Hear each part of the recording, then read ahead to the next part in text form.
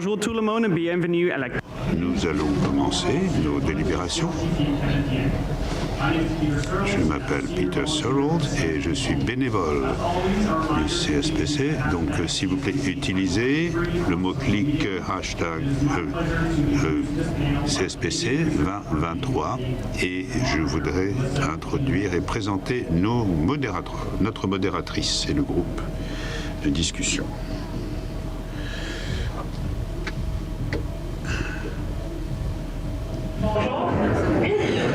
Bonjour tout le monde. Good morning, everyone. Bonjour tout le monde. Bienvenue à ce panel organisé par le Comité de coordination de la recherche au Canada qui fête ses 5 ans. Je voudrais remercier la Conférence sur les politiques scientifiques canadiennes d'accueillir le panel qui, je l'espère, je le sais, sera très, très riche. C'est une occasion en or ce matin d'entrer en contact avec vous tous et toutes. Donc, je suis très heureuse d'être là. This session, arranged by the Canada Research Coordinating Committee, will be conducted in both English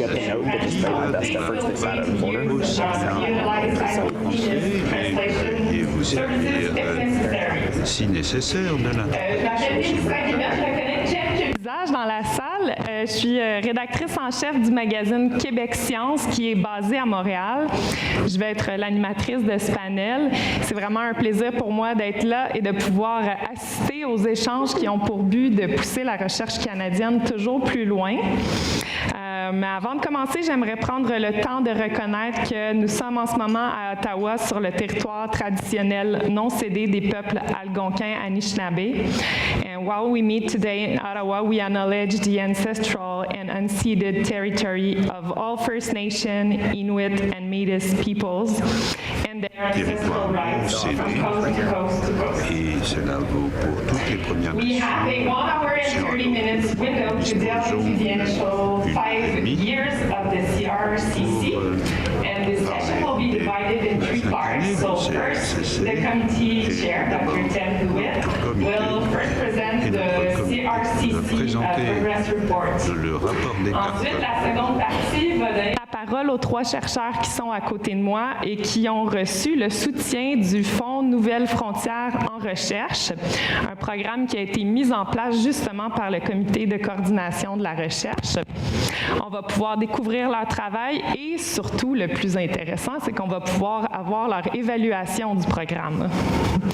And for the last part of the session, you will be the leaders. As you listen to Dr. Hewitt and the panelists, please... Nous avons donc... discussion. Floor mics will be available. Questions. Laissez-moi d'abord vous présenter ces belles personnes qui m'accompagnent sur scène. On a Dr. Kathleen Cruden, Ali Vai Douglas Distinguished Research Professor. Professeur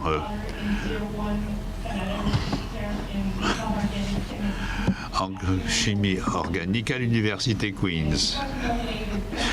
Elle a été désignée comme enquêtrice principale pour le fonds de recherche à l'aide d'une subvention de transformation pour la protection des surfaces métalliques et de l'innovation.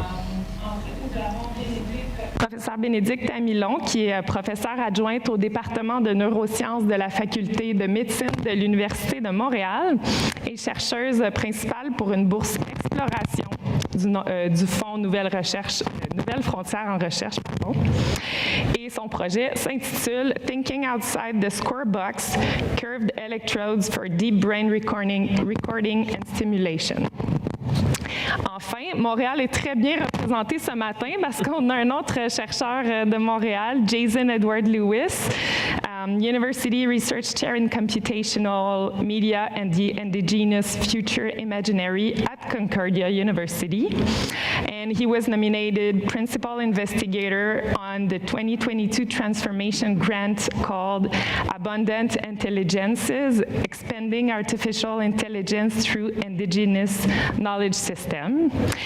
then, at the very end, il y a Ted Hewitt, qui est le chair du Canada Research Coordinating Committee, and he is also the president of the Social Sciences and Humanities Research Council. Donc, bon panel à tous et à toutes. Et sans plus tarder, j'invite justement Ted Hewitt à venir présenter son bilan du travail accompli ces 5 dernières années. Okay, merci, Melissa, chers collègues. Good morning, everybody. Great session this morning. Une formidable séance qui s'annonce. Et nous allons essayer de passer à des chercheurs.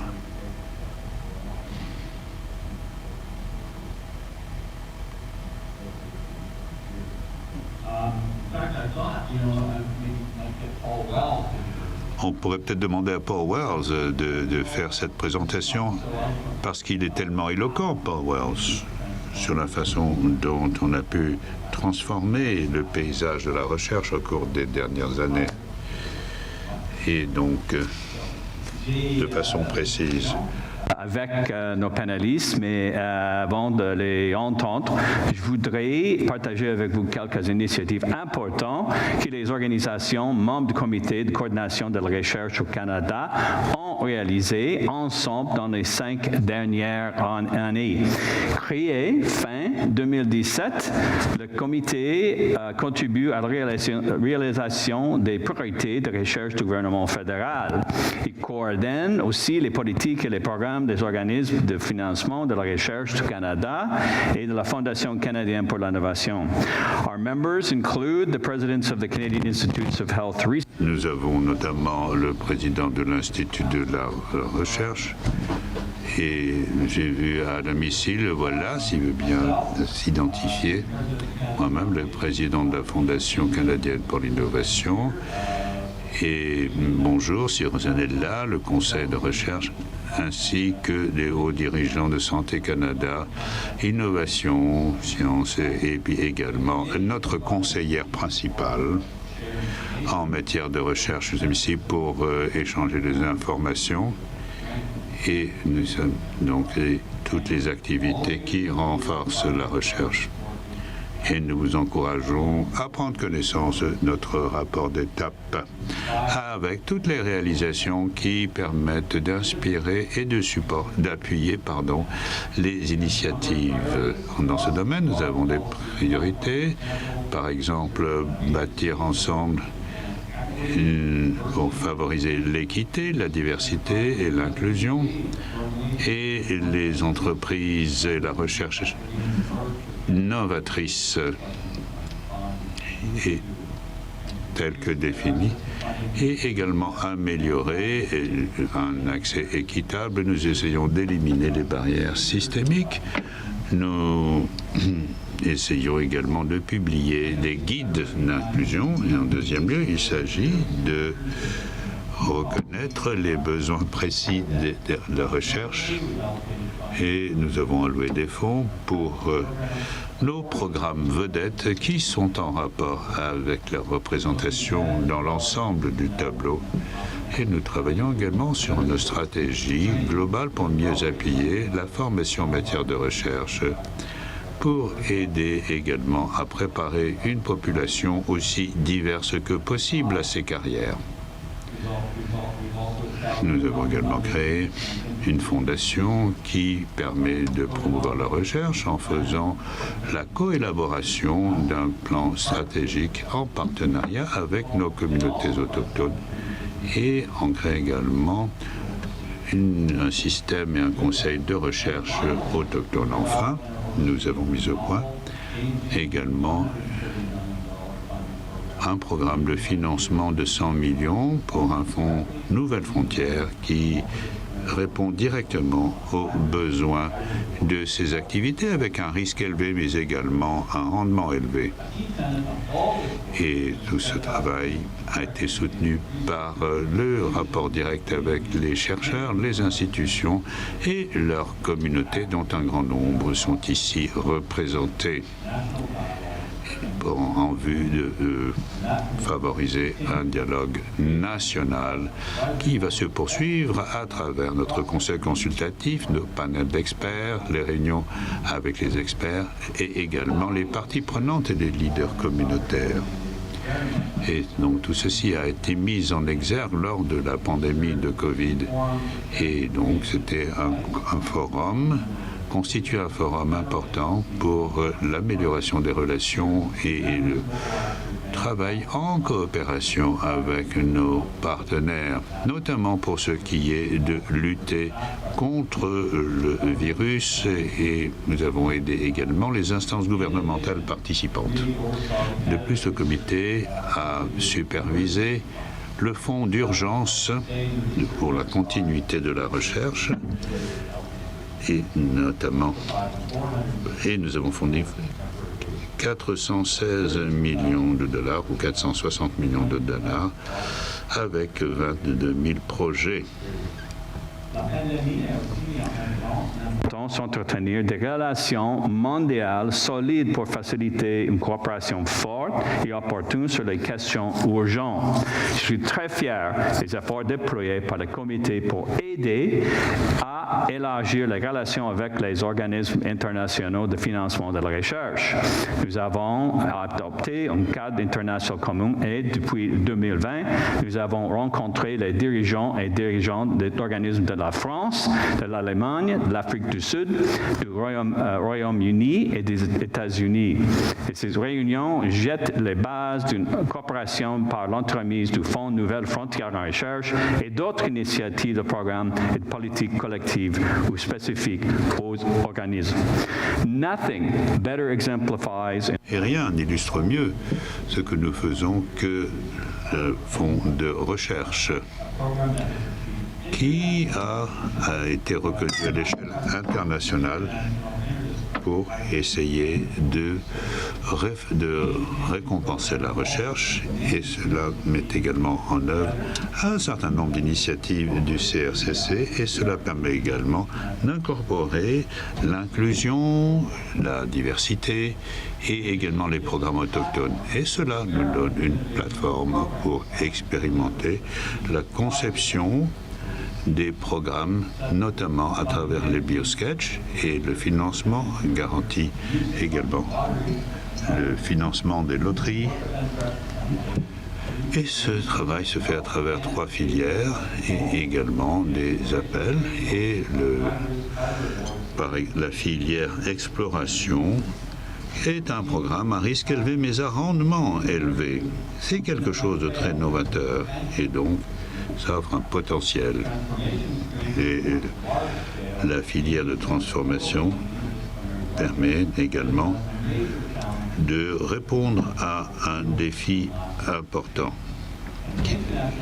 celui de faire face à des changements à long terme. Et nous essayons également d'affronter les changements sociétaux de manière à lancer des initiatives pionnières en matière de recherche et à travers ces financements, pour avoir un financement de plus de 100 millions de dollars. Et nous avons des chercheurs de plus de 80 pays qui y participent. Nous avons également lancé un certain nombre d'appels particuliers pour faire face à ces difficultés telles que la pandémie de Covid-19, promouvoir la recherche dans un contexte de pandémie et lancer des appels pour développer la recherche. Et tout aussi important, New Frontier, Nouvelles Frontières, est le premier programme à impliquer les principes d'équité, de diversité et d'inclusion, l'EDI, de façon intégrée, et ainsi que l'appui aux chercheurs de carrière. Et donc nous avons un large éventail d'actions et cela devrait pouvoir vous aider. Nous avons plus de 800 projets dirigés ou pilotés par le Canada ou des Canadiens. Et aujourd'hui, nous allons avoir un petit échantillon de l'innovation de cette recherche qui est facilitée par cette initiative unique du CRCC. ont beaucoup de travail à faire sur de multiples fronts. Cependant, fort d'une expérience éprouvée et de bases solides, mes collègues et moi avons déjà commencé à anticiper les nouveaux enjeux et les nouvelles occasions pour la recherche canadienne. Comme nous l'avons fait lors de la création du comité, nous solliciterons les points de vue des chercheurs, des établissements et des collectivités au Canada et à l'étranger. Nous accueillerons avec plaisir le conseil avec l'or que nous continuons à construire une entreprise de recherche équitable, connectée et innovante au Canada. I look forward to the panel discussion and the chance to hear from everyone in the room today. C'est donc avec plaisir que je me prépare à ces conversations que nous allons tenir, qui vont illustrer les progrès, mais aussi votre point de vue sur les défis qui nous attendent. Merci beaucoup. Anna.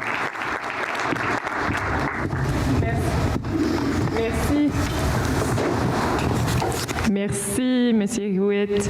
À vous qui êtes dans la salle, s'il y a des questions qui ont émergé pendant l'allocution de M. Hewitt, s'il vous plaît, notez-les. On va pouvoir en discuter un peu plus tard, donc gardez-les bien en tête. But before opening the microphones in the room, Avant d'ouvrir le parquet aux questions, nous aimerions donner la parole aux chercheurs que nous avons invités à faire partie du panel ce matin.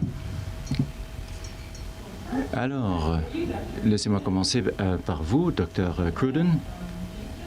Alors, vous arrivez de Kingston ce matin. Donc, vous enseignez la chimie organique à l'Université Queen's et enquêtrice dans le projet de recherche Common Stream. Mais vous êtes aussi être familière avec la Finlande, les États-Unis, et vous avez reçu 4 millions pour la recherche sur la reconnaissance des processus métallurgiques et des interactions avec les bioorganismes, les micro-organismes, pardon. Veuillez nous parler de votre recherche donc. D'accord. Alors, merci beaucoup. Oui, ce programme est un programme transformateur pour notre travail parce qu'il nous a permis de réunir les gens que vous venez de noter du Canada et d'autres pays pour une collaboration approfondie. Alors, c'est une chose de dire j'aimerais bien travailler avec vous sur un problème particulier. C'est une autre chose de dire j'aimerais bien travailler avec vous, voici de l'argent. Alors, c'est une bien meilleure façon de bâtir la collaboration. Nous avions déjà organisé des collaborations dans cet espace et le programme nous a permis de rassembler tous ces efforts. Et nous avons fait un travail initial il y a 10 ans à l'Université Queen's où nous avons regardé la possibilité d'appliquer les principes de la chimie organométallique qui était ma spécialité à l'Université d'Ottawa et les appliquer à des matériaux.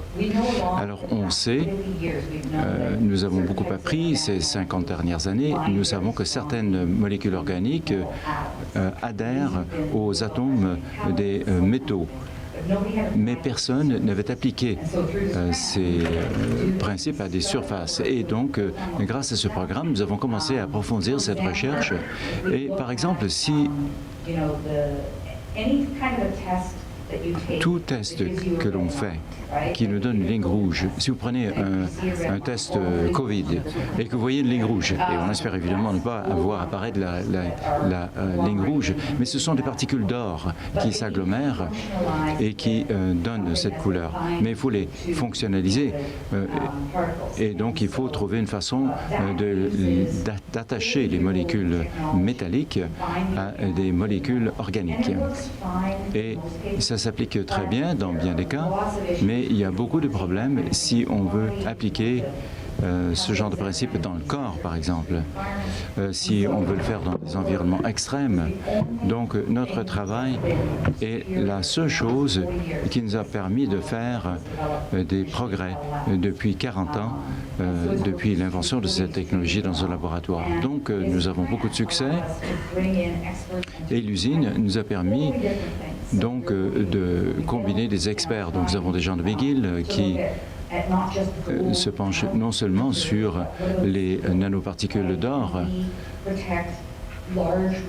mais les surfaces métalliques qui ont besoin d'être protégées. Alors nous avons maintenant, le Canada dépense 60 milliards par année sur la lutte contre la corrosion des structures métalliques exposées aux éléments. Et donc, à cause de notre climat, oui, c'est le climat en partie, mais on pense aussi que les métaux sont forts quand on pense à des poutres en métal. Mais pensez au processus. On prend du minerai de la terre et on le fond. Et ça, c'est un processus extrêmement intense sur le plan énergétique. Pourquoi? Parce que le fer est plus stable comme minerai qu'une fois combiné à un alliage d'acier. Et dès que l'on met ces produits métallurgiques en présence des éléments, ils retournent à leur état premier. Alors, au départ, finalement, ce que nous essayons de faire, c'est trouver des revêtements organiques qui vont durer plus longtemps et mieux protéger les structures, la surface des métaux. Alors, on regarde aussi les semi-conducteurs. J'étais à Intel la semaine dernière et on s'est demandé, peut-on changer la façon dont les semi-conducteurs sont fabriqués? Donc, il y a toutes sortes d'applications à ce principe des molécules organiques qui adhèrent à des surfaces métalliques. Alors, et qu'est-ce qui vous a décidé de faire une demande? Nous avons besoin de ces grands programmes. Comme je disais dans mon dernier panel, j'ai un laboratoire depuis 10 ans maintenant. Au Japon, parce que les Japonais et les Coréens comprennent le montant d'investissement qu'il faut. On peut donner des petits montants à toutes sortes de gens, mais ce qu'il faut, ce sont des efforts ciblés, comme celui-ci, comme celui que donne NFRS. Alors, comme je l'ai dit à nos collaborateurs, voici 250 000 $, allons-y, on peut foncer maintenant. Mais sinon, nous allons être laissés pour compte. Et je pense que c'est un problème canadien. On aime bien parler de tout ce... Et moi, je suis très fier d'être canadienne. Mais le Canadien est l'avant-dernier lorsqu'il s'agit du financement de la recherche. Et en fait, nous sommes sur une tendance à la baisse. Donc, les programmes que je gère sont absolument essentiels. Et pas simplement mon programme, mais les programmes de ce genre. Nous en avons désespérément besoin. Et je vais donner la parole à mes collègues aussi, mais je pense vraiment que ce programme est phénoménal. D'accord, nous vous reviendrons. Vous êtes neuroscientifique à l'Université de Montréal. Vous vous intéressez au cerveau et aux émotions, dont l'anxiété, un sujet d'actualité depuis longtemps. Mais les électrodes que vous utilisez avec vos modèles animaux ne sont pas très bien, ne sont pas adaptées, celles qui sont disponibles là, sur le marché. Donc, vous faites équipe avec des collègues de Polytechnique Montréal, du Centre hospitalier universitaire Sainte-Justine pour enfants, pour créer de nouvelles électrodes, un projet qui vous a valu un financement du volet exploration du Fonds Nouvelles Frontières en recherche. Pouvez-vous nous expliquer quel est le problème avec les électrodes régulières? Oui, so I might stick to English for the science and do some French later on. Alors, je vais m'exprimer en anglais pour vous expliquer les principes scientifiques et je passerai ensuite à des remarques en français. Alors, je m'intéresse beaucoup à l'anxiété et ce que nous essayons de faire, donc, c'est de comprendre l'activité dans diverses régions du cerveau et l'interaction ou l'impact sur l'anxiété. Et pourquoi est-ce que les hommes, le cerveau masculin et le cerveau féminin répondent-ils différemment au stress? Alors, il y a différentes... On note aussi une recrudescence des troubles d'anxiété depuis la COVID en particulier. Donc, pour cette recherche, nous enregistrons l'activité électrique dans diverses régions du cerveau et on utilise des électrodes droites. Mais pour notre projet, nous voulions aller plus profondément dans le cerveau dans l'hippocampe ventral qui est à une très grande profondeur du cerveau, et on voulait une orientation précise des électrodes. Et on voulait que les électrodes soient alignées entre elles et à un angle d'incidence bien précis par rapport à la surface du cerveau. Donc, ça aurait été facile, évidemment, de rentrer par la partie supérieure gauche en diagonale, mais ce n'est pas fiable. Alors, j'ai eu des discussions avec mes collègues et on s'est dit pourquoi ne pas bâtir des électrodes circulaires ou recourbées que l'on peut insérer par le dessus du cerveau et qui peuvent ensuite être orientées exactement dans les régions voulues. Alors, j'ai travaillé avec le docteur Chikora, qui travaille sur les polymères organiques, les polymères conducteurs à la Polytechnique. Et j'ai aussi communiqué avec des gens de Sainte-Justine, divers, qui ont fait de la recherche, parce que pour la recherche animale, ce sera très intéressant d'utiliser cette technologie, et aussi dans les cliniques pour faire des électroencéphalographes de certains patients. Le neurochirurgien a besoin de placer des électrodes dans le cerveau pour enregistrer l'activité du cerveau, et cette technologie pourrait leur être très utile. Alors voilà où nous en sommes. On a eu des petites discussions là, avant ce panel, puis elle me disait que ce projet aurait probablement pas été financé par les 3 agences de financement de la recherche du Canada. Pourquoi? Oui, je pense que ça a été effectivement très difficile d'avoir ce projet-là financé. Donc pour ma recherche, c'est principalement le CRSNG puis les IRSC, auxquels je peux demander, appliquer avec des projets pour demander du financement. Ce projet-là était à ce très tout premier stade, très embryonnaire. On avait discuté de cette idée devant une atlas du cerveau. On s'est dit pourquoi est-ce qu'on ne ferait pas ça comme ça plutôt que comme ça. Et on avait très peu de résultats préliminaires. On avait une potentiellement très bonne idée qui pouvait, comme ça a été mentionné, qui pouvait tout à fait mener à un échec, mais qui avait un grand potentiel si jamais ça réussissait. Et c'est pas le genre de projet que les programmes des IRSC ou du CRSNG vont financer facilement. On a besoin de leur présenter des résultats préliminaires, solides, des preuves que ça va donner quelque chose. Donc le New Frontiers, ce projet-là, je pense que je cochais vraiment toutes les cases pour le New Frontiers en termes de high risk, high rewards et bon, évidemment des preuves de faisabilité aussi. Mais, ouais. Merci. Professeur Jason Lewis, you hold a position as a professor of design and computing. Professeur Lewis, vous êtes à l'Université de Concordia dans les médias numériques et l'imaginaire du futur autochtone. Alors, vous avez obtenu une subvention d'environ 23 000 $ pour un projet de collaboration qui implique des scientifiques de l'intelligence artificielle et de la communauté artistique. Et vous voulez explorer les bénéfices réciproques et le projet englobe 12 organisations autochtones et 8 universités aux États-Unis, au Canada et en Nouvelle-Zélande. Pouvez-vous nous parler de ce projet et de son origine? Merci. Oui. Stories, there's kind of a broad context story, and then the sort of like kind of the more kind of day by day. So the bigger story is that since about 2005, I've been part of a research network called Aboriginal Territories in Cyberspace, or ABITEC, which has been looking at how Indigenous communities have been using digital networked and computational technologies.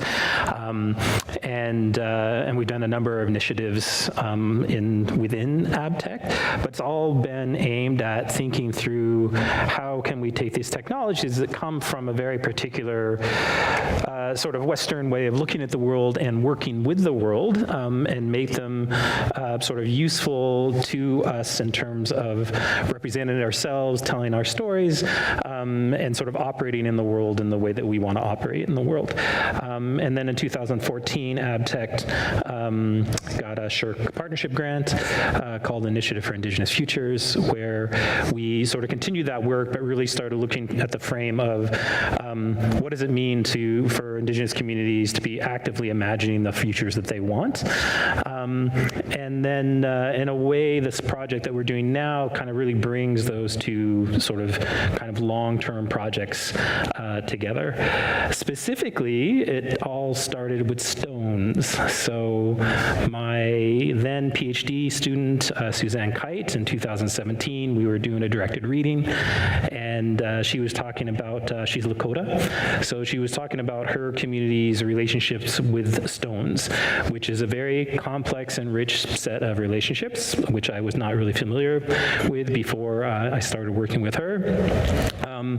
And then sort of thinking about, as we were talking, sort of her thinking about how sort of bringing their relationships with stones into kind of a context of thinking through how computational machinery is made, which is through bringing out, bringing minerals out of the earth. So bringing stones out of the earth and manufacturing them, of course. And I, at the same time, was struggling with a journal article that I was trying to finish, where I was really trying to figure out how to kind of take the next step in the work that we were doing, which was sort of like critiquing how current technology was being made, and to sort of take the next step of thinking like, okay, what can we really contribute to it that's really about coming from an Indigenous perspective? And so in that conversation with her,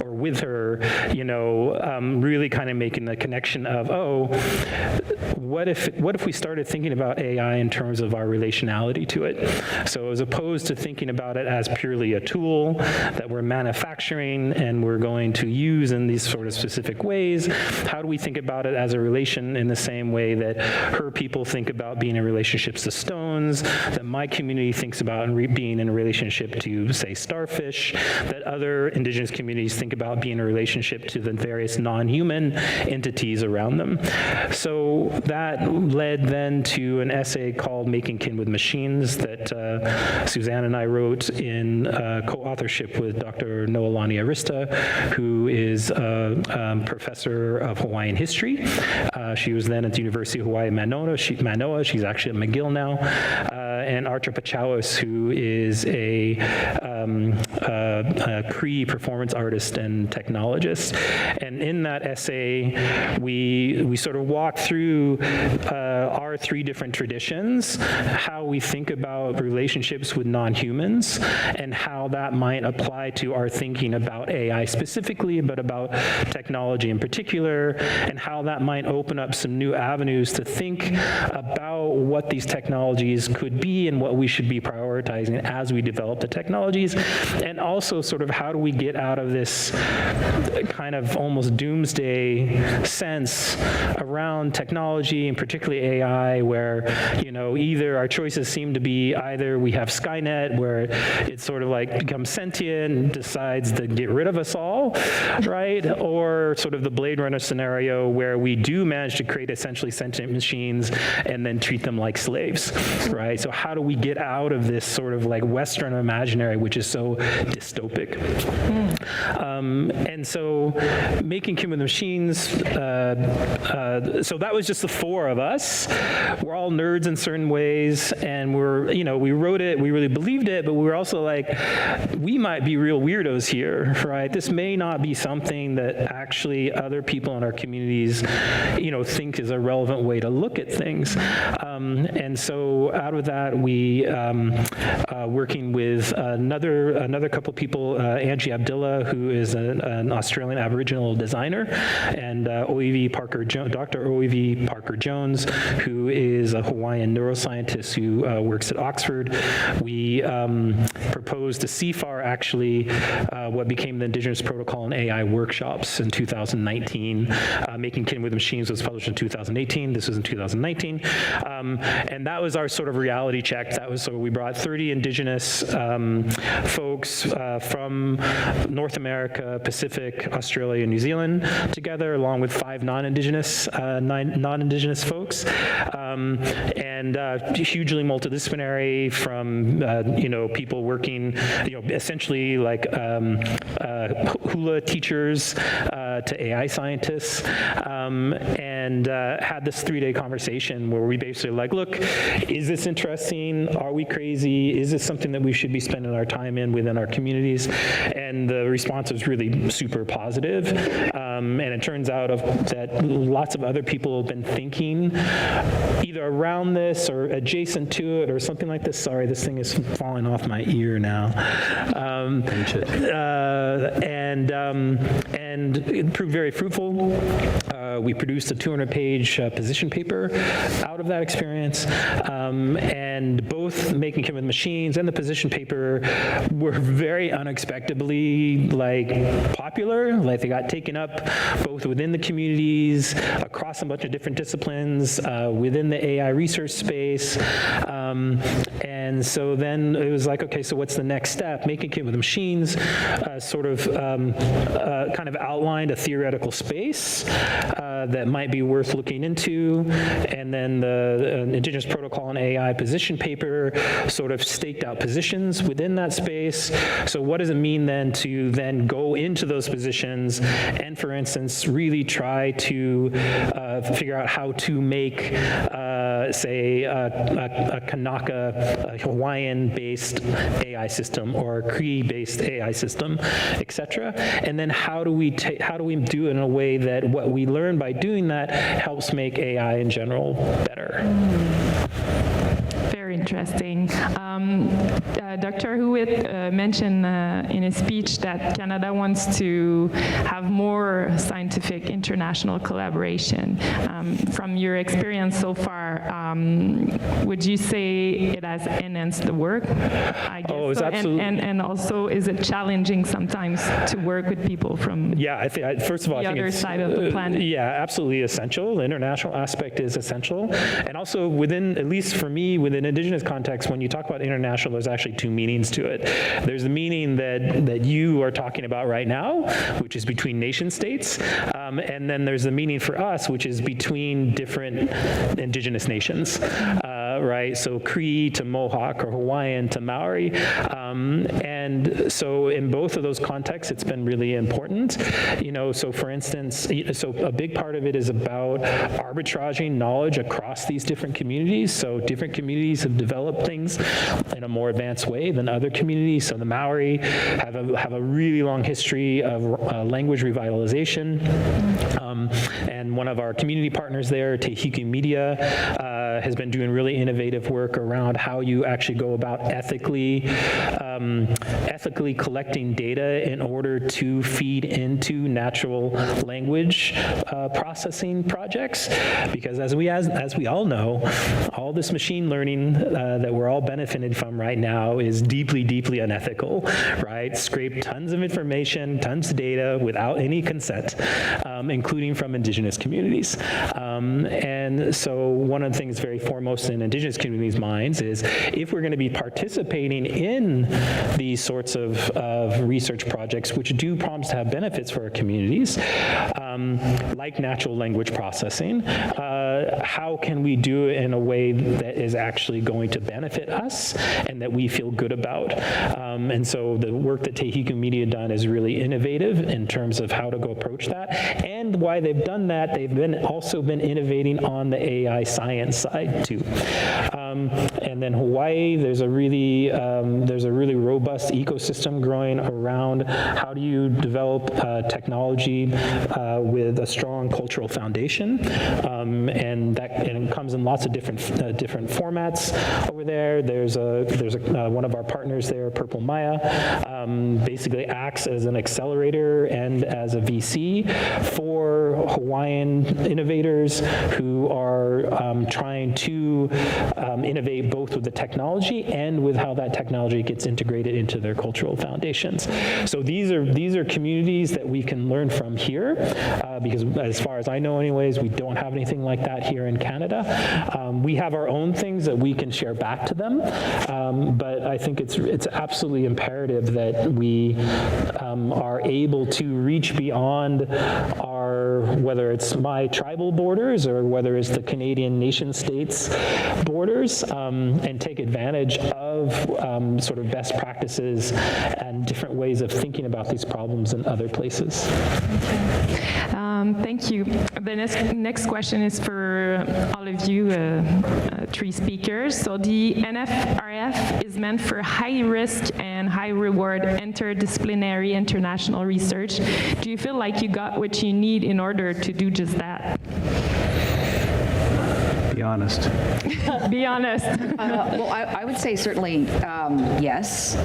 In the previous panel, there was a discussion about how it's important to broaden interdisciplinarity and how do we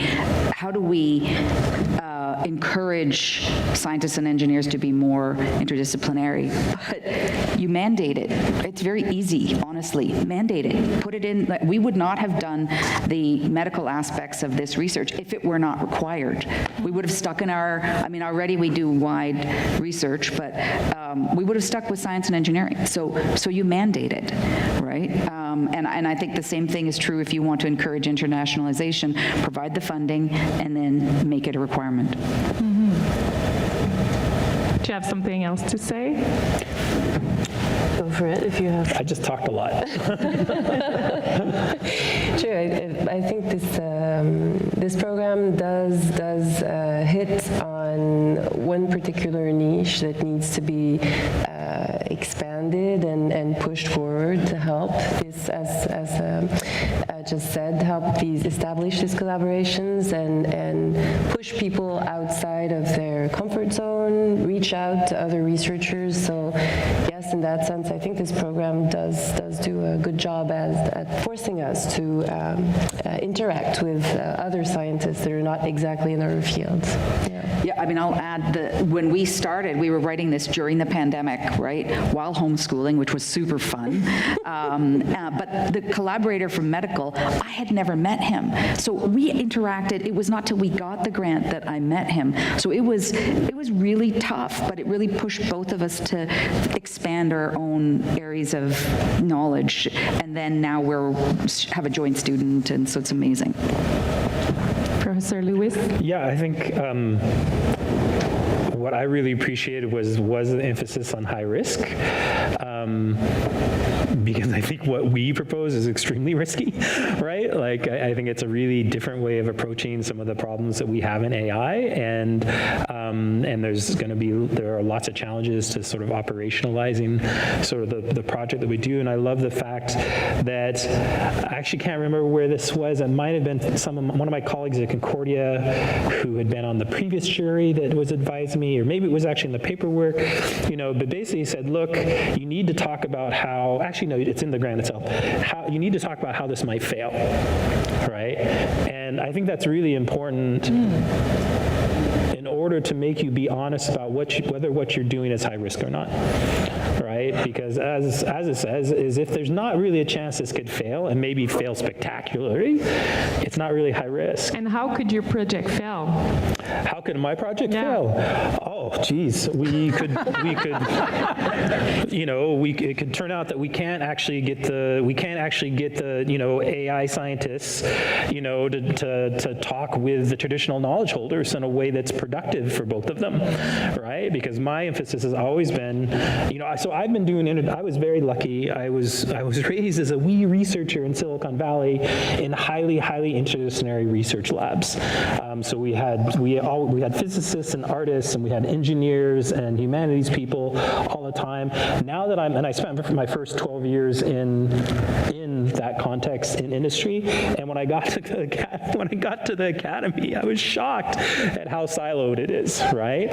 And how much work we have to put in to get people to work across disciplines. So for me, I've been working across disciplines for quite a long time. Alors, je travaille avec cette approche depuis longtemps, mais pour ce projet en particulier, le défi est de voir comment nous pouvons travailler de manière à honorer les communautés autochtones et les impliquer, et aussi que les chercheurs universitaires puissent tirer parti de l'initiative. Je sais par expérience que les gens veulent que si chacun veut simplement assurer ou faire la promotion de son travail, avancer son travail, c'est voué à l'échec. Mais les anciens, les aînés sont là. Mais il y a des chercheurs qui sont bien intentionnés, mais qui ne croient pas vraiment qu'un effort de collaboration va nécessairement leur être bénéfique. Et donc, il faut voir comment nous pouvons structurer l'initiative pour que tous les participants y trouvent leur compte et se rendent compte que la collaboration leur permettra de faire avancer leur recherche et que d'autres participants y verront un avantage pour leur communauté. Alors, l'un des buts du fonds, c'est d'encourager l'utilisation ou le développement de l'intelligence artificielle dans le contexte communautaire. Est-ce que ça a été un défi pour vous quand vous avez fait la soumission, quand vous avez rédigé votre soumission? Et comment est-ce que ça se matérialise dans le projet?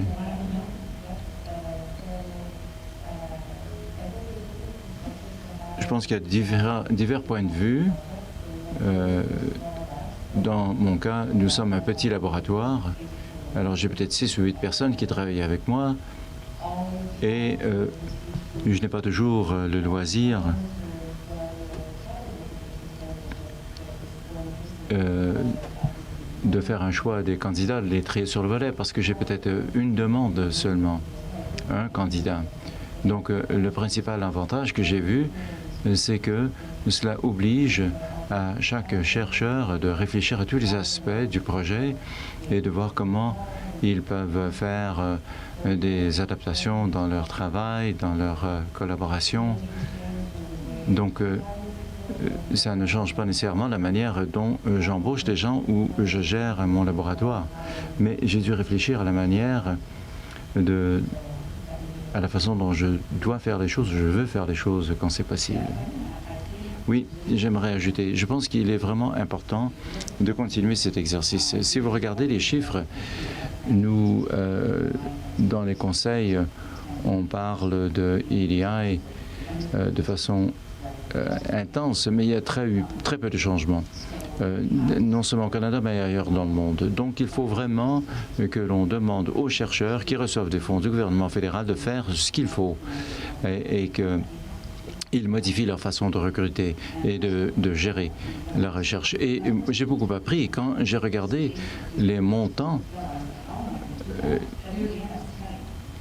Alors, j'ai beaucoup appris parce qu'au départ, j'étais intimidé par l'espace qu'il fallait que je remplisse, mais finalement, j'ai appris à élaguer.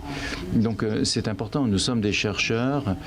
C'est important de savoir que pour faire des activités scientifiques correctement, il faut lutter contre les biais, les préjugés, les partis pris et éliminer les obstacles. Moi, j'enseigne au Québec. Je ne vois pas pourquoi je devrais m'occuper d'équité, diversité et inclusion. Nous sommes au Québec. Il n'y a pas de racisme au Québec. Vous savez, j'avais une équipe qui était déjà à 90% composée de représentants de communautés autochtones. La majorité était de minorités visibles ou secondaires. Et c'était comme ça depuis le milieu dans lequel je travaille depuis déjà 10 ans. Je ne sais pas qu'est-ce que vous avez trouvé, mais le Québec fait que c'est difficile parce qu'il y a des questions qu'on ne peut pas poser aux questions. De par la loi, on n'a pas le droit. Certaines questions, il y a des données qu'on ne peut pas recueillir. Donc, il a fallu que je mette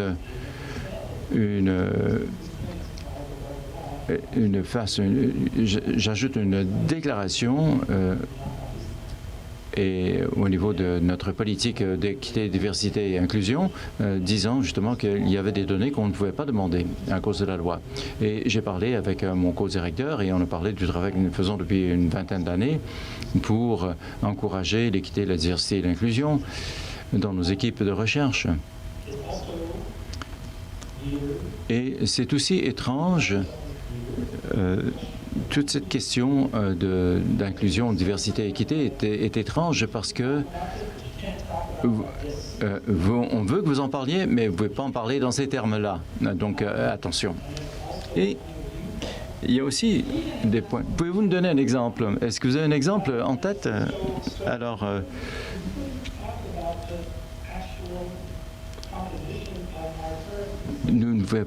on ne pouvait pas parler de la composition de notre équipe de recherche actuelle. On ne pouvait pas nommer les gens.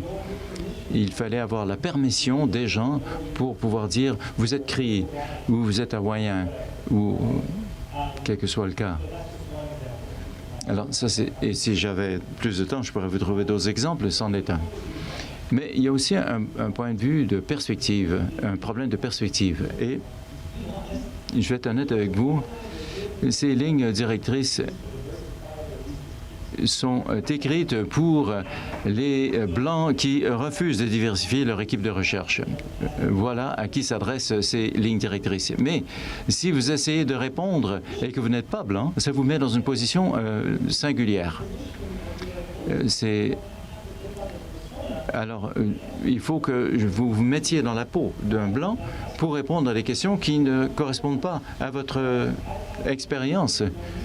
Moi, il y a la parité des genres dans mon laboratoire de recherche depuis 20 ans. J'ai toujours travaillé avec des communautés, avec des représentants des minorités racialisées. Donc, je ne suis pas en train de critiquer la politique gouvernementale. Je pense que ces initiatives sont bien intentionnées.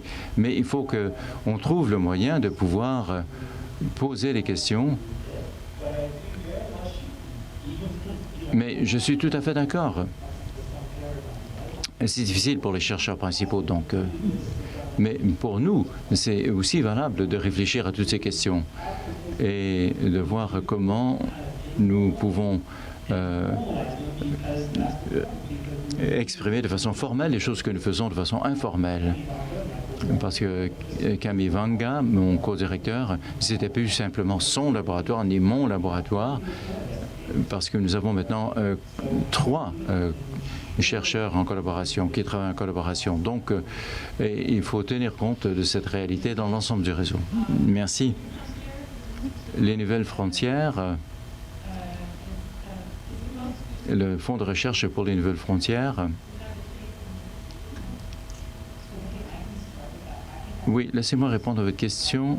Je pense que c'est une excellente exigence. La manière dont nous avons organisé notre programme, c'est par couche ou par niveau. Donc, nous avons une équipe de base qui reçoit des fonds plus importants. Donc, c'est une équipe de 6 personnes.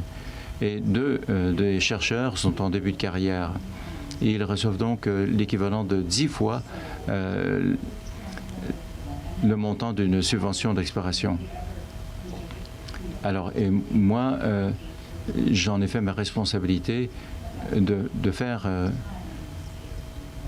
de donner plus de temps et d'espace à ces chercheurs. Ils ont une énergie absolument incroyable, l'énergie que j'avais quand j'ai commencé, moi, et j'applaudis cette décision, donc, d'encourager les chercheurs en début de carrière.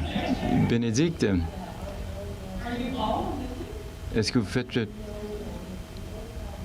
Non, mes principaux collaborateurs sont des chercheurs de carrière, mais je peux reconnaître que, oui, ce programme m'a aidé en tant que ECR. Et effectivement, ça encourage les chercheurs d'expérience à solliciter la collaboration de chercheurs en début de carrière. Oui, c'est excellent de mettre l'accent sur les chercheurs en début de carrière. 30% de notre équipe sont en début de carrière et sont autochtones. Et je pense que c'est important de l'exprimer comme priorité explicite dans le cadre du programme. Et cela nous aide à définir comment nous allons les appuyer tout simplement au lieu d'y penser dans l'abstrait. Et vous avez tous des horaires exigeants. Parlons justement de la paperasse ou du fardeau administratif. Alors, parlez-nous du processus de soumission. Y a-t-il des défis particuliers auxquels vous vous êtes heurtés? Et quelles sont les améliorations que vous aimeriez suggérer? Et qu'en est-il du suivi au fil des années? La reddition de comptes au fil des années, représente-t-elle un fardeau? Alors, parlant du fonds d'exploration, l'une des grandes qualités de ce fonds, c'est que les soumissions sont très équilibrées quant au nombre de pages qu'il faut écrire et le montant de financement que l'on obtient. Mais ce n'est qu'à dans toutes les demandes pour tous les programmes. Dans certains cas, il faut écrire des documents extrêmement volumineux pour avoir des fonds qui sont très limités. Donc, encore une fois, le fonds d'exploration a une approche beaucoup plus équilibrée. La demande initiale est de 4 pages seulement, mais il y a des gens de plusieurs milieux. Donc, il est important de convaincre les spécialistes qui font partie du panel d'examinateurs ou d'évaluateurs que votre projet est valable. Et il faut aussi que votre projet soit acceptable pour des gens qui sont complètement à l'extérieur de votre domaine. Donc, c'est différent de ce qu'on trouve dans le cas de soumission à d'autres programmes. Mais le fardeau administratif est nettement moindre, c'est un fait. J'apprécie quand on a un chercheur qui vient de l'étranger, ça représente un obstacle administratif énorme. Alors au moins, avec la formule libre, on a eu un peu de plaisir. Alors dans les biographies, on a demandé aux gens d'utiliser un peu d'humour. On leur a demandé aussi de créer des icônes pour se distinguer les biologistes et les chimistes. Peut-être probablement qu'on a passé trop de temps là-dessus, mais ça a donné de bons résultats. Et on découvre des choses au sujet des membres de l'équipe. Alors par exemple, Monsieur Dom Jeng, c'est un chercheur en médecine et son groupe s'appelle les Gangsters. Alors, et tout ça, évidemment, ça veut dire que la lecture est moins pénible. Et j'ai pensé aussi que le nombre de pages que nous devons remplir pour les fins de la soumission est plus en rapport avec le montant de la subvention. Le 31 septembre est notre date de reddition de compte. Oui, donc l'échéance est assez rapprochée, mais autrement, ça passe. Oui. Alors, c'était $1 million par page pour la subvention de transformation. Donc, c'est un excellent rendement. On n'a pas trouvé le fardeau administratif trop exigeant. La rédaction de la soumission, on faisait aussi une demande de subvention et puis on faisait deux autres demandes de subvention. Et chaque mois, nous avions des séances de co-rédaction et on travaillait ensemble dans Google Docs. Alors, on échangeait nos documents, nous avons appris à nous connaître, à nous familiariser avec l'expertise de chacun et essayer de voir comment on pouvait donc déployer un effort cohérent. Quand nous avons soumissionné le WNFRF, il faut se rappeler que lors de la première ronde, le rendement était de 2%. Et quand donc il y a un élément de chance quand le taux de rendement est si faible. Et si on n'avait pas reçu de subvention, toute cette expérience nous aurait servi et facilité une transformation qui allait nous être utile d'une façon ou d'une autre. Donc, nous n'avons pas nécessairement invectivé contre le fardeau administratif ou la paperasse, mais nous sommes vraiment concentrés sur la manière de mieux nous présenter. Talking and collaborating, which is already a benefit. And I don't want to make it seem like it was easy. I mean, it did take 2 years to write and defend and get but it's just that it was 2 years, I think, mostly well spent. And I like the strategy of having the final 2 be in-person sort of discussions with the panel, because then you can express yourself better. So it wasn't easy by any stretch, but it was just, I think it was well designed. I just wanted to, I lost it. Sorry. I wanted to say something that was related to that, but it'll come back. Keep thinking about it.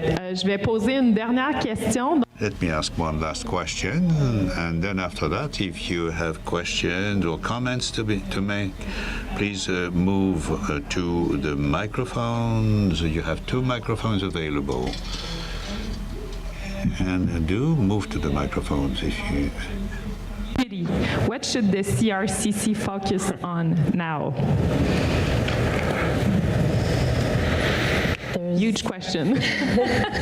I'm sure there's going to be many points of view expressed, but two that came to my mind were that one of the challenges that I feel I'm facing is recruiting and retaining people in my lab, because any job outside of academia is going to be way better paid than what any lab is offering. So you need to find those kind of unicorns that are devoted to science, really interested enough that they are going to go through these years of graduate training with a salary that is not reflecting well their level of studies, with tuition that is very high, and I think part of the responsibility, of course, is the PIs and how much we pay our students, but it's not something that we solve on our own. I think the funding agencies and the universities definitely have enormous leverage on changing this, and that would be a very important point to consider, I think. And the students are close to the poverty line, right? Yes. It really has to change. Yes, it definitely has to change, for sure. And like we are losing so many bright minds and bright students because they just want more security in their jobs and they want to live correctly, which is, I think, a fair request to make.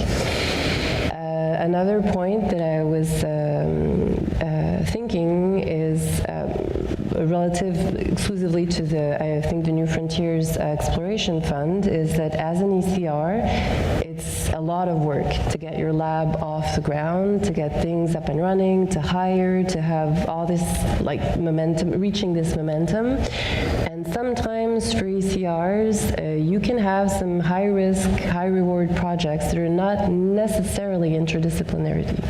So I don't know if that is something that the New Frontiers would consider, but it's a double-edged sword. If you have to reach out to start a collaboration as an ECR, it does take a lot of time and energy that you might want to be focusing on starting your own things. And any lab is going to have, or most likely any lab is going to have ideas on how to draft a high-risk, high-reward project within their ecosystem. Yeah. So that reminded me of what I wanted to say after the other one, which is it was an incredibly long and arduous 2-year process for the transformation grant. It was only possible because I'm a research chair and I have course remissions, right? So so that's just something to think about in terms of ECRs and getting them involved, and who do we want participating in these sort of grant opportunities? Because even, after being 20 years in the game, if I had been teaching a full workload or even a three-quarter workload, there's no way I could have done that and sustained that over 2 years. Yeah, Queens provided me with extra relief when I made it to each stage, so that's a huge point. Yeah. Do you have a question? OK, je vous demanderais de vous identifier. So kindly identify yourself before asking your question or making your comment. Thank you indeed. Québec Science a eu un rôle dans ma carrière parce que quand j'étais au cégep en 1982, je lisais Québec Science et ça m'a inspiré. Alors merci de faire ce que vous faites. Merci. Listen, this is my first time at the conference. My name C'est la première fois que je... College, and unsurprisingly with a session on NFREF, the word college was not... Félicitations. Maintenant, est-ce que le comité de coordination de la recherche au Canada, le CRCC, a-t-il comme mission de promouvoir la recherche dans les collèges? Et si ce n'est pas le cas, pourquoi? Oui, la réponse est positive. Les collèges peuvent présenter des demandes de financement, de subventions. Alors, ça dépend maintenant si on fait de la recherche appliquée ou de la recherche fondamentale.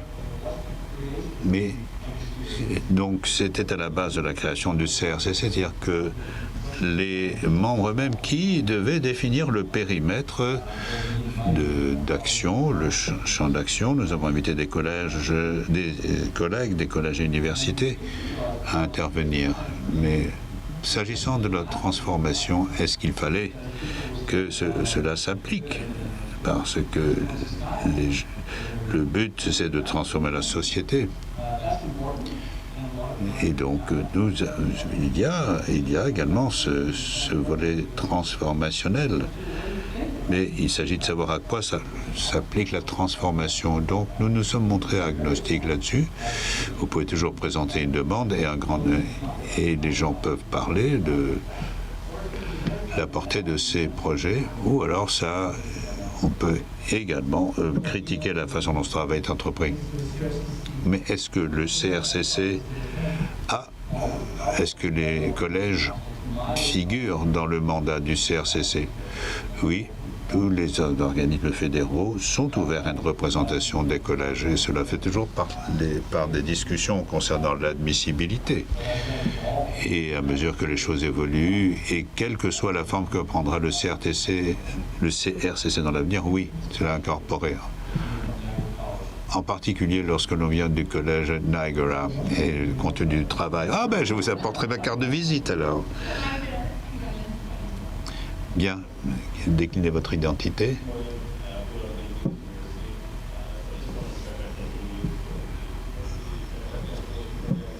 J'aimerais vous remercier de ce programme.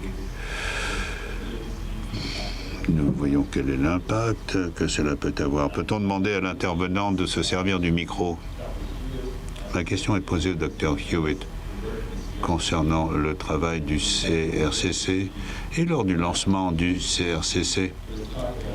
Et on a parlé d'intégration entre les agences chargées de distribuer les dons et de distribuer les bourses, notamment en lien avec les États-Unis. Alors pourriez-vous nous dire quelles ont été les mesures qui ont été prises et peut-être intégrer cela à votre travail? Bon.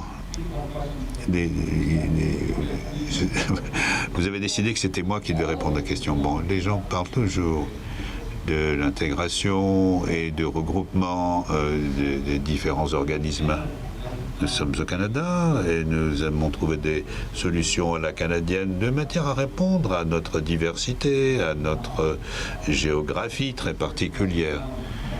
Et donc dans le rapport Bouchard et d'autres rapports en ont parlé, il faut trouver La meilleure façon d'harmoniser les processus pour que ce soit plus facile de passer d'un conseil à l'autre. Et c'est ce que nous comptons faire avec le CRCC ou quels que soient les autres organismes impliqués qui auront ce genre de mission. Maintenant, je ne sais pas si on pourra parvenir à une solution qui relève d'un seul conseil. Non, je crois que cela va relever du fédéral et dépassera mon mandat. Mais nous en parlons tout le temps.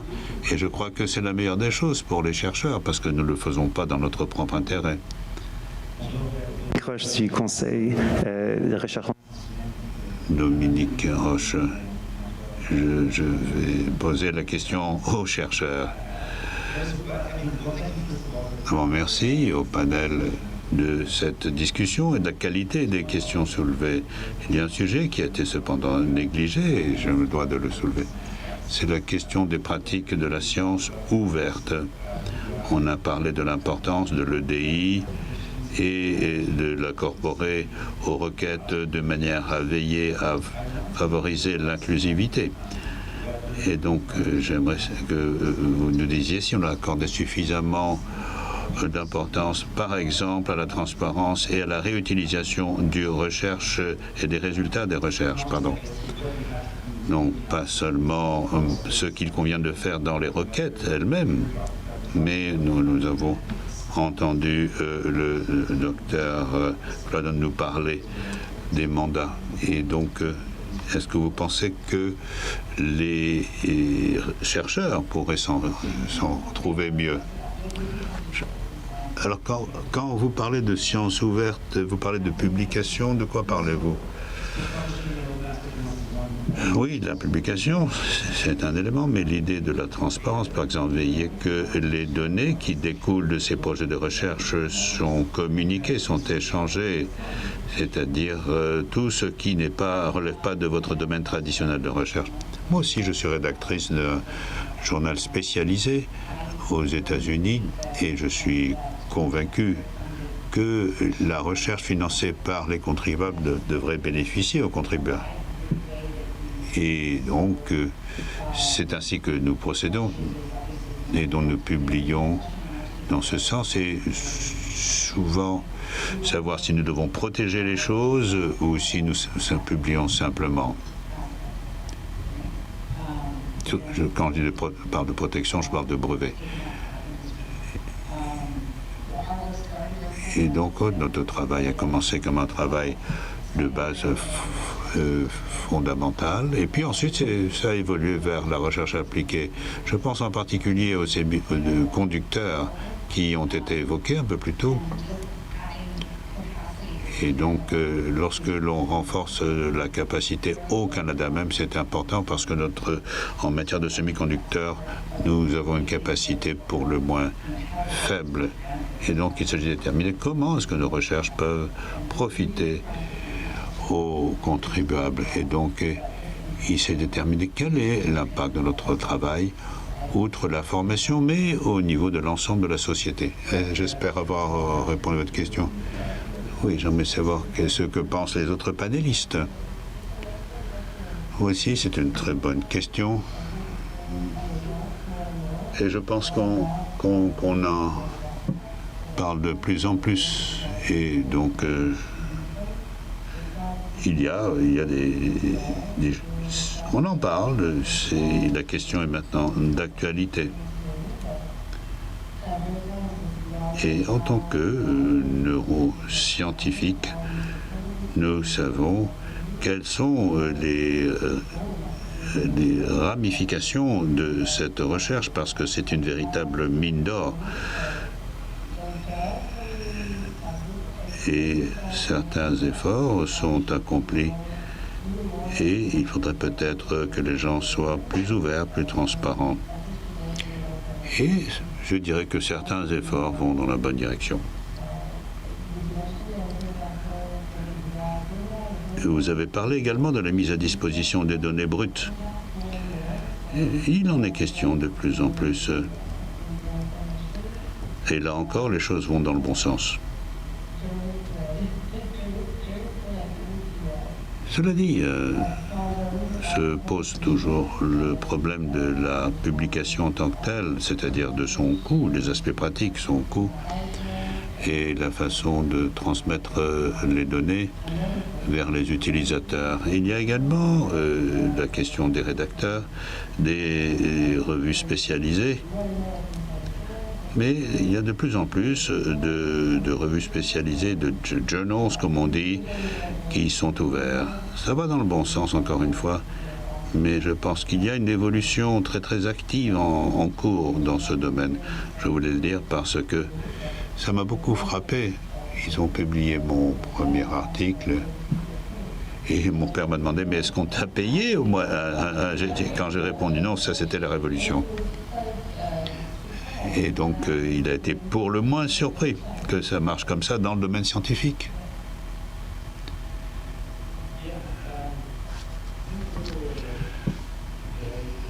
Je pense que la situation est assez différente parce que moi-même, je suis artiste et un grand nombre de personnes sont des artistes, des concepteurs, et ce sont des gens qui sont habitués, et nous sommes habitués à montrer, exhiber ce que nous faisons. Mais c'est aussi rendu plus complexe par le fait que nous vivons en communauté et que donc l'accord avec ces collectivités, c'est elles ont en main la maîtrise des données et des intrants. Et donc, lorsque pendant ces 2 années, l'un des grands débats que nous avons eus, c'était, étant donné que les gens provenaient d'horizons académiques plus traditionnels, et avec une mentalité scientifique occidentale, c'est-à-dire que l'info aspire à être gratuite, je pense que sensibiliser les gens, donc disons que voilà, le passé, les habitudes du passé, les habitudes acquises n'œuvraient pas dans le sens des intérêts des autochtones. Et ça complique donc l'approche, disons, la transparence. Donc en tant que scientifique, j'y crois, bien sûr, puis surtout que lorsque la recherche est financée par les contribuables, mais en tant qu'autochtone, je sais également, en tant qu'autochtone, que ça ne peut pas pris pour acquis, qu'il faut quand même échafauder des mécanismes ou des protocoles qui permettent aux gens de travailler ensemble de façon positive et ensuite faire une sélection des choses qui sont diffusées. Justement, c'est ça l'un des éléments de risque élevé. Vous me demandiez tout à l'heure comment est-ce que ça a pu échouer. Et c'est parce qu'on ne sait pas si on va avoir un feu vert, une approbation. Et donc, bien sûr que nous-mêmes étions disposés à tout partager, mais actually falls out, I'm not sure. We're still crafting our data sharing. Et donc nous-mêmes, nous sommes prêts à ensuite avoir les choses évoluer. Alors, ma position par défaut, en tant que scientifique, c'est faisons en sorte que tout soit disponible. Et c'est ce que j'ai l'habitude de faire en tant qu'artiste aussi. D'accord, merci. My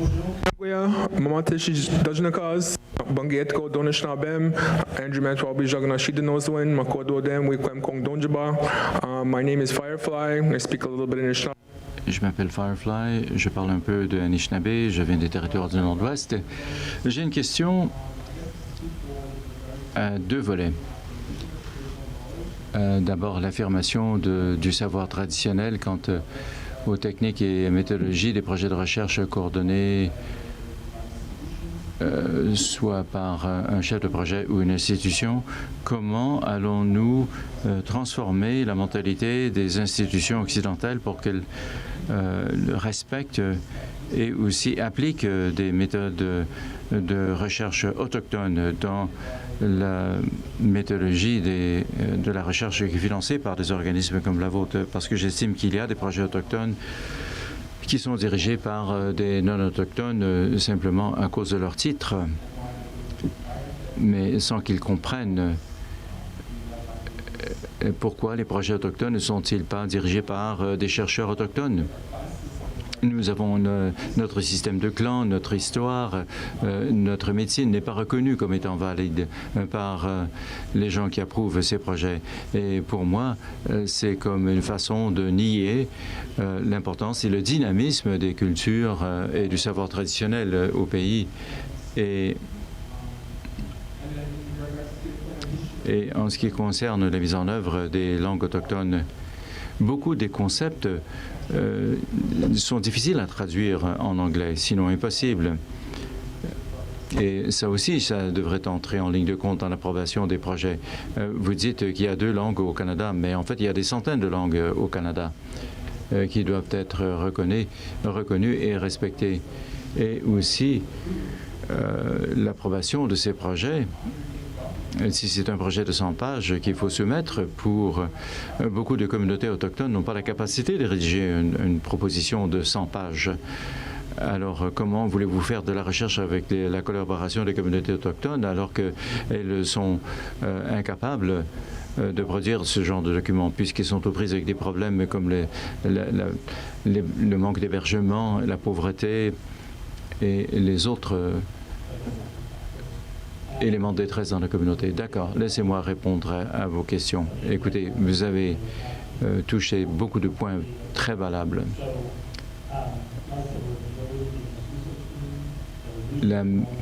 Dans notre cas, le leadership est entièrement autochtone.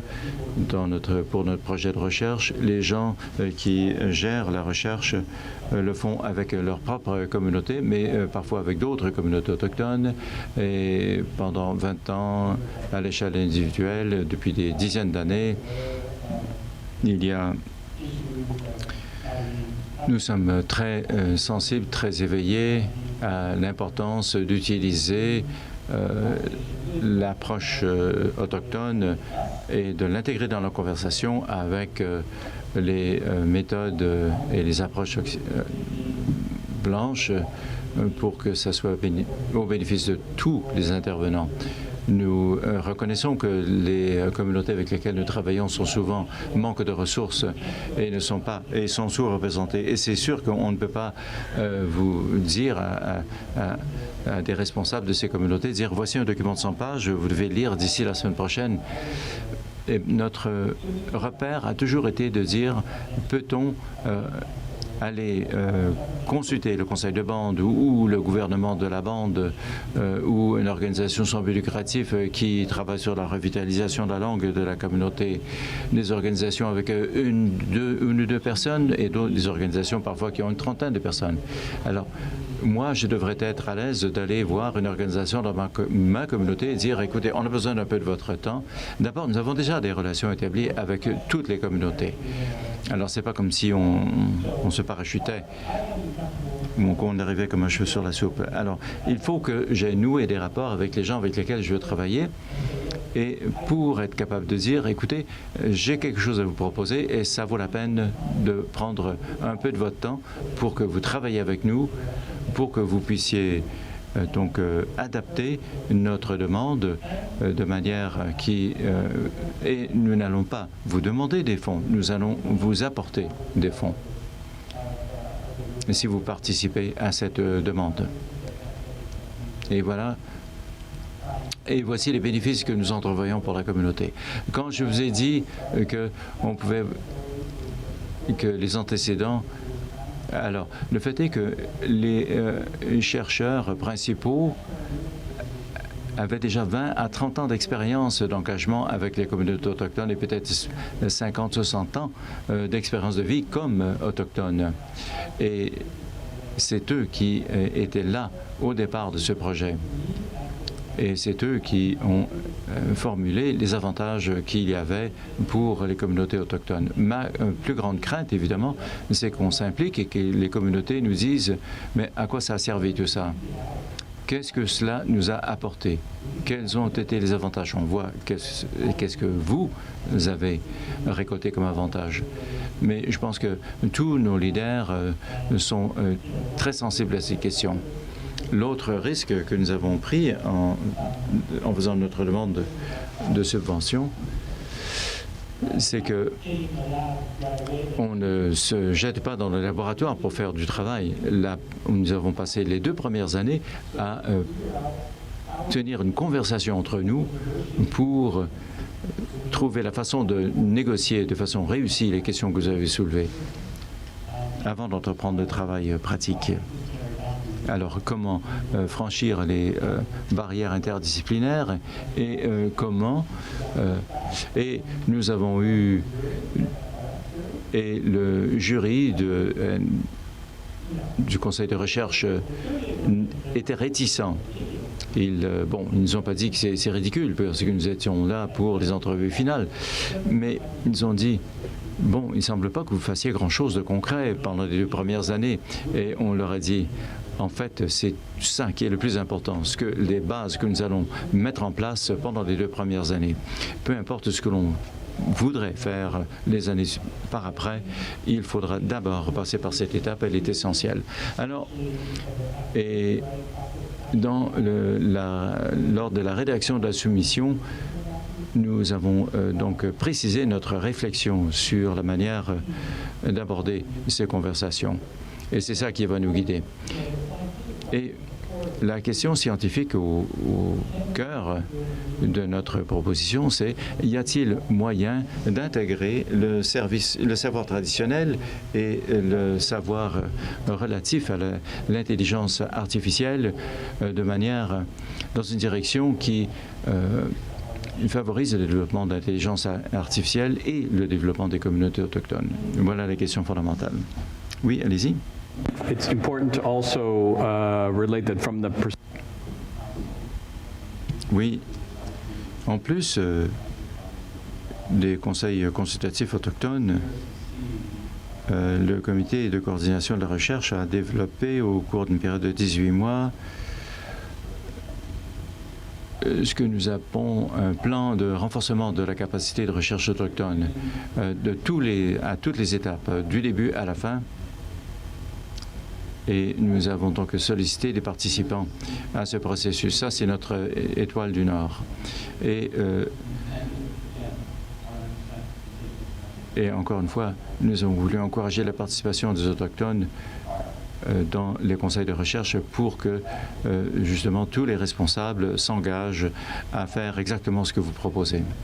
Mais c'est évidemment un cheminement. Nous sommes tous en train d'apprendre. Nous avons fait... beaucoup d'entre nous n'avons pas été exposés autant que nous aimerions. Mais je peux vous dire que dans le cadre de notre projet pilote, nous avons évalué notre première demande de subvention qui était écrite entièrement en CRI. Il y aura une étude de cas faite par le soumissionnaire qui sera présentée par l'auteur. Ça a été un travail qui a été fait avec beaucoup de cœur, mais ça n'a pas été facile. Mais il est important que le soumissionnaire et l'organisme d'accueil travaillent ensemble pour y arriver. Et à la fin de ce panel, je voudrais... Oh, je m'excuse. Oui. No, I just want to say commend you for the relationship building process. Je veux vous féliciter du travail que vous avez fait pour améliorer les relations et je vous encourage à continuer votre excellent travail. Merci. Miigwech. Thank you.